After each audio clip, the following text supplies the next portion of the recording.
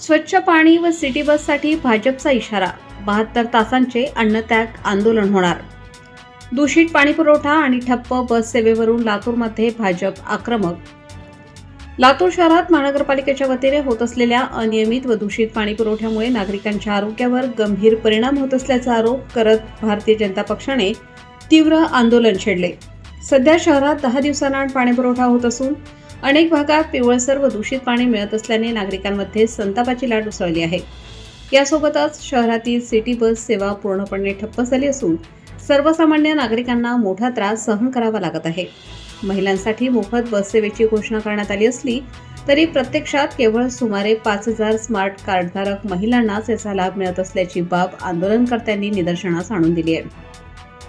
या पार्श्वभूमीवर स्थानिक काँग्रेस आमदारांच्या नेतृत्वाखाली सुरू असलेल्या महानगरपालिकेच्या कथित भोंगळ कारभाराच्या निषेधार्थ भाजपच्या वतीने आंदोलन करण्यात आले.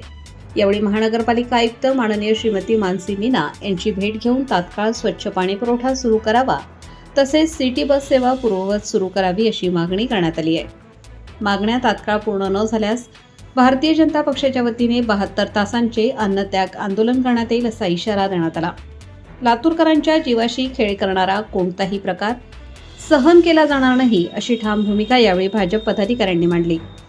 या आंदोलनात शहराध्यक्ष अजित पाटील कवेकर, विरोधी पक्षनेते देविदास काळे, गटनेते ॲडव्होकेट दीपक मठपती, सरचिटणीस संजय गीर तसेच अनेक नगरसेवक, पदाधिकारी व कार्यकर्ते मोठ्या संख्येने सहभागी झाले होते.